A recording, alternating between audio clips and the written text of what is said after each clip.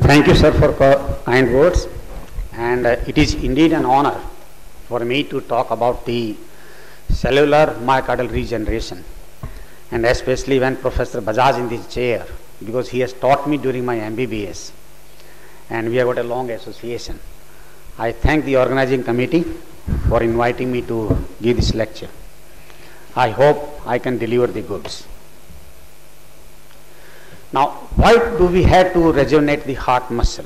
Because we know that about 30 million people all over the world suffer from the end-stage cardiac failure, and annually almost 3 to 4 million more patients are added to this group.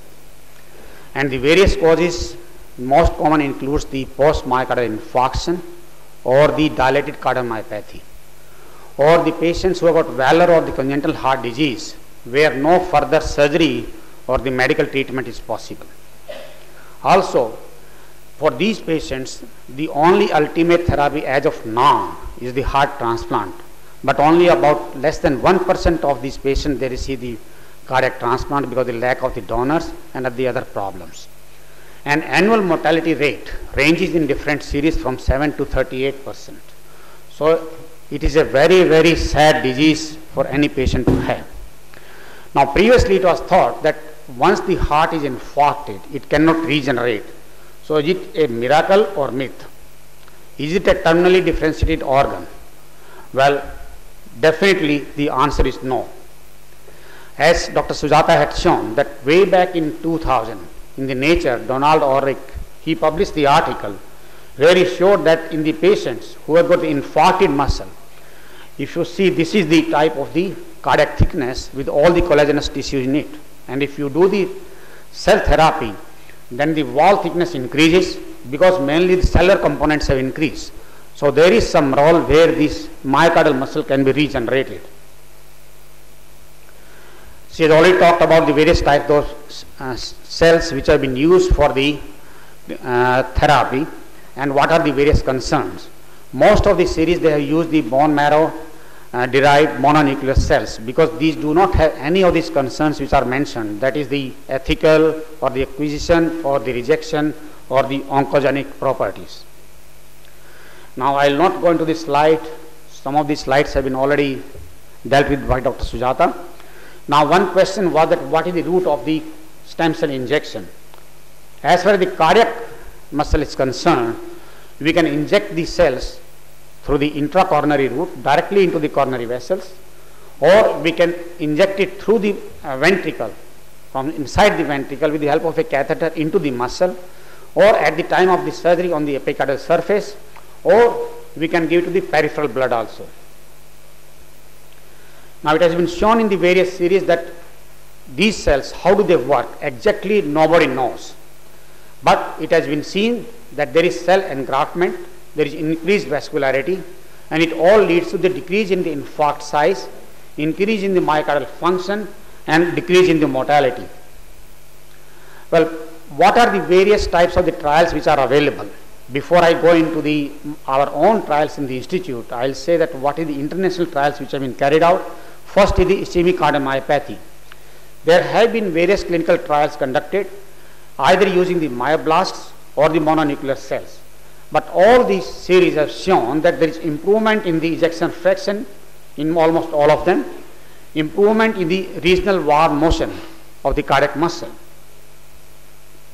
Also, just now Professor Bajaj was saying about the arrhythmias. One concern with the stem cell therapy is whether the patient is going to develop arrhythmias after the stem cell therapy, because there may be cardiac tissue injury, there may be increased nerve sprouting, or whether there is electrical heterogeneity. And it has been seen that these type of the problems occur when we are using the myoblast but not the bone marrow mononuclear cells.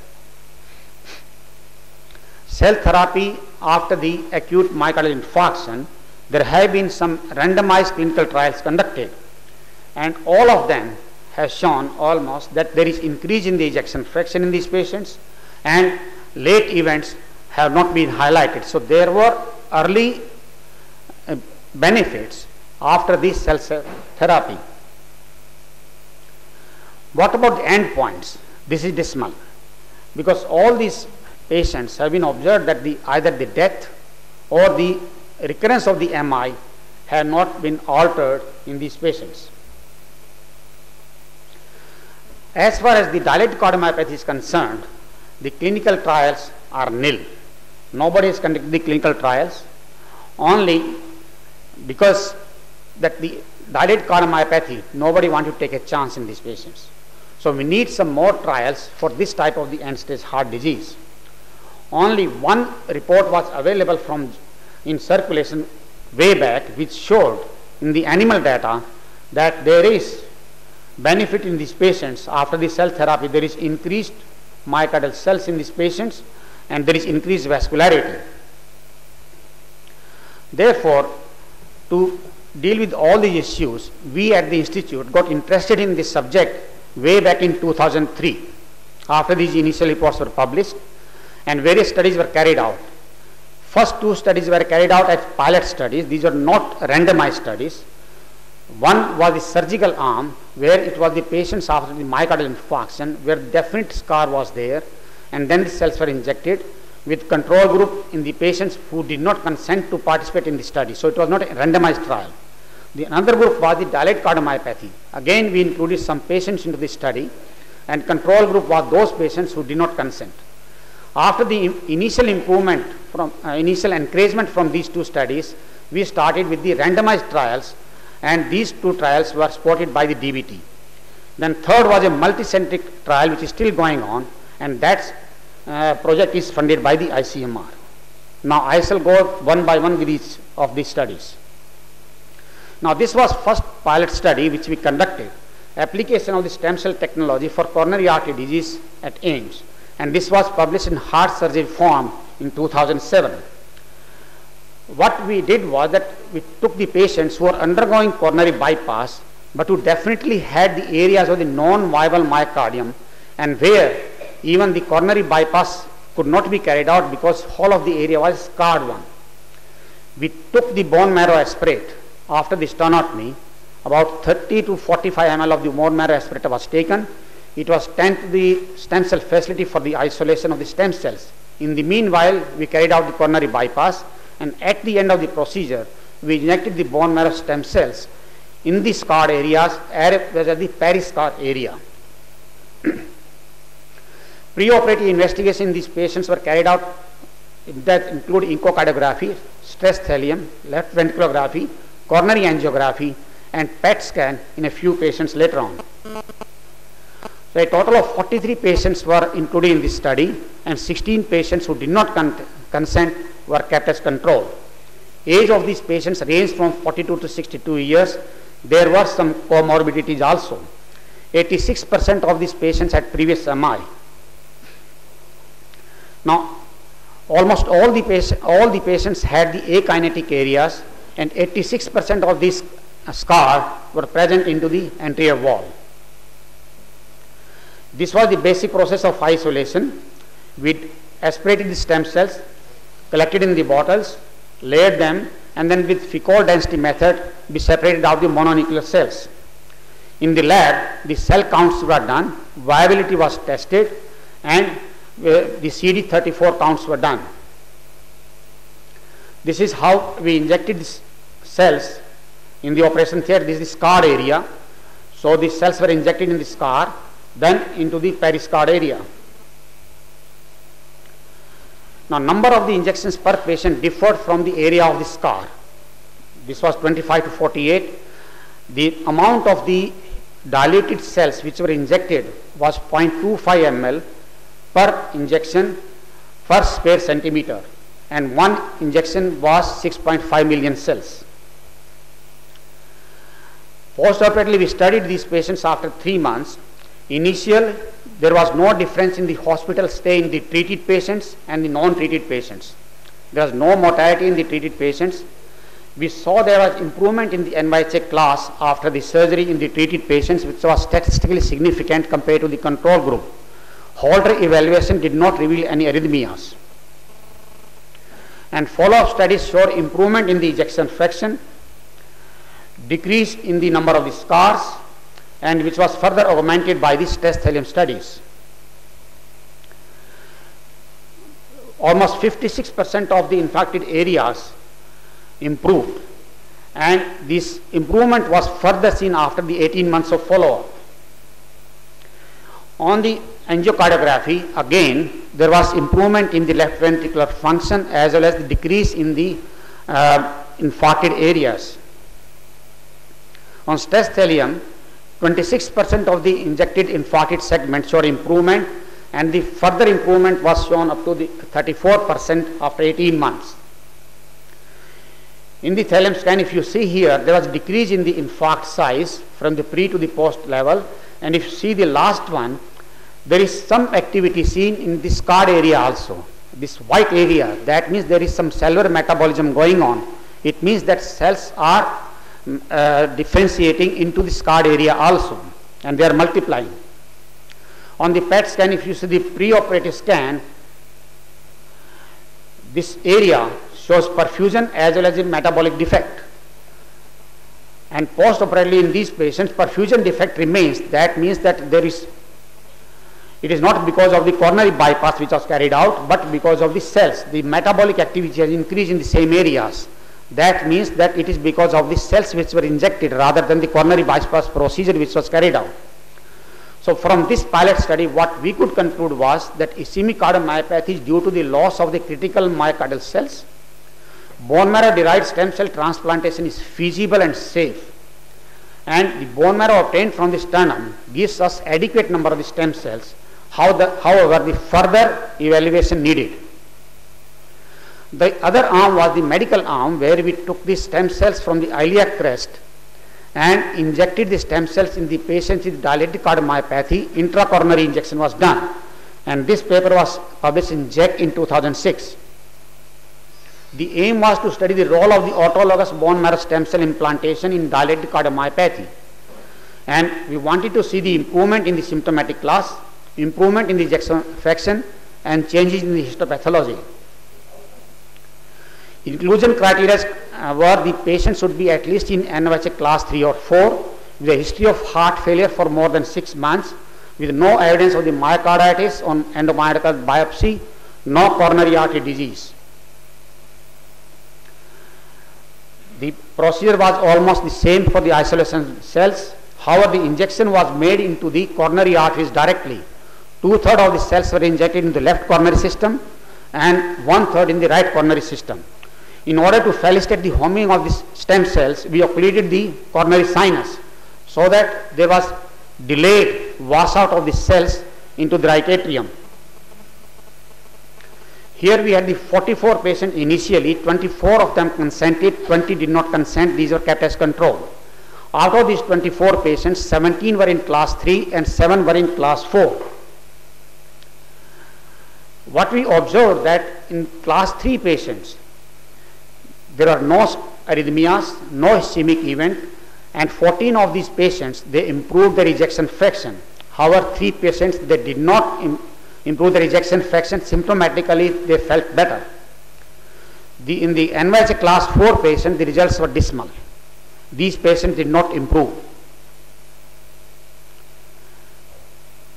On the echocardiography, there was improvement in the ejection fraction in class 3 patients. On MRI, there was improvement in the ejection fraction and increase in the systolic wall thickness.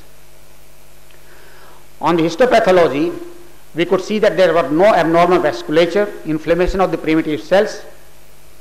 However, there was increase in the CD34 positive stem cells into the biopsy. What we concluded from this study was that in class 3 patients, stem cell therapy showed improvement. There was improvement in the NYHA class LV ejection fraction. However, in class 4 patients, there was no significant improvement. However, we could not decipher whether it is because of the paracrine effects or whether it is because of the transdifferentiation or what is the mode of the mechanism. From both these studies, we thought that both the surgical implantation of the stem cells and the intracoronary implantation of stem cells is beneficial for heart failure. However, further studies are now needed with the large number of the patients or with the repeated injections to increase the benefit. So there we carried out the randomized trials. First was with the acute MI, this was surgical arm. In this, we include the patients who were between 30 to 75 years with definitely history of the coronary artery disease with more than 6 weeks after the myocardial infarction and ejection fraction less than 40%. We excluded those patients who were very sick above the age of 75 years or who were in the cardiogenic shock or who had comorbidities. The primary endpoint was the ejection fraction, whether it improved or not. Secondary endpoint was the change in the scar size or change in the New York Heart Association classification. Now, preoperative parameters were included were PET scan of the stress thallium, MUGA, echo and Holter. And these patients were followed up after 6 months with the same studies. A total of 76 patients were screened, but only 70 could be randomized, 35 in each group. And there was no patient who was lost to follow-up. There was 100% follow-up. Baseline characteristics in all these patients between the control and the stem cell group were similar, including the scar size, NYHA class, and the ejection fraction. What were the results? As compared to the control group, there was definitely improvement in the ejection fraction, which was statistically significant. There was improvement on the MUGA study also in the myocardial function. The scar size showed that there was decrease in the scar size. In this treated group, there are 10 patients now who had less than 10 centimeters, and the patients who had more than 20 centimeters of this scar size, it has decreased to 6. So it was statistically significant, while in the control group, there was not statistically different. NYHA class had improved remarkably in the treated group, not in the control group. There was only one mortality in the treated group. So conclusion from this study was that the patients who had the stem cell therapy significantly improved in their ejection fraction, NYHA functional class, as well as decrease in the scar size. Now the second trial was for the dilated cardiomyopathy. It was the medical group where the stem cells were increased intracoronary. So primary objective here again was to evaluate the improvement in the left ventricle function by the use of the stem cells. And the secondary points were change in the following parameters, that is the NYHA class, functional capacity, which was judged by the quality of life questionnaire and the 6-minute walk test. So inclusion criteria include the dilated cardiomyopathy patients between 15 to 70 years of age with the ejection fraction of less than 40%. And exclusion criteria was any other cause of the heart failure, associated coronary artery disease or significant comorbidities. Again, these are the parameters used: MUGA, echocardiography, MRI, Holter, quality of life questionnaire, 6-minute walk test and blood chemistry. Primary endpoint was ejection fraction, then change in the New York Heart Association class, and endpoints mortality. Here we had 80 patients, 73 could be randomized, 37 in the treated group, 36 in the control group, and in each group 36 patients were followed up. Baseline characteristics again were the same in these patients, including ejection fraction, NYHA class, and the other parameters, results. Now, if you see again in the stem cell group, there was significant improvement in the ejection fraction, but in the control group, it was not statistically significant after the medical therapy. It was again corroborated by the MUGA study. NYHA class showed significant improvement in the stem cell group. It was not significant in the control group. Improvement by one class. It was significant in the stem cell group, not significant in the control group. Quality of life again improved in the stem cell group, not in the control group. Similarly, the 6-minute walk test also. So we saw the improvement in the ejection fraction, NYHA class, 6-minute walk test, quality of life and BNP levels. So conclusion from both the studies was that both the surgical implantation of the stem cells as well as intracoronary implantation of stem cells is beneficial in the heart failure. Studies are now needed with the mesenchymal or the cultured stem cells and repeated injections to increase the benefit seen. Now this was the last study which is going on as a multicentric double-blind randomized trial. The following hospitals have participated in this study. It is an unpublished data, and here 250 patients were randomized out of the 621 which were screened. And conclusions from this study are that the autologous mononuclear cells can be safely administered in patients with acute MI.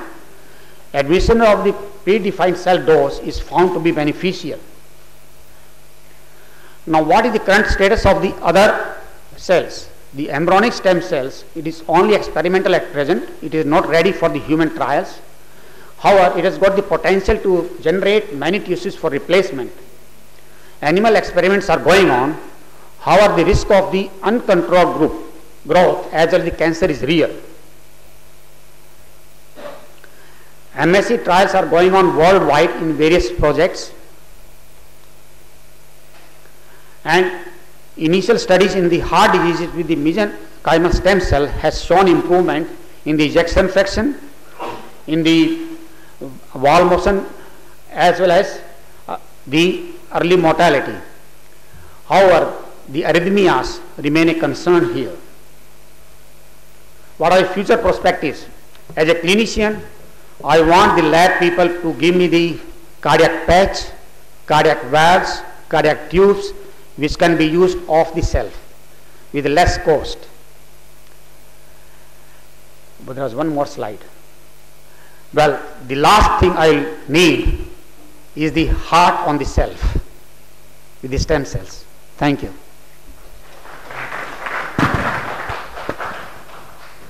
Brilliant.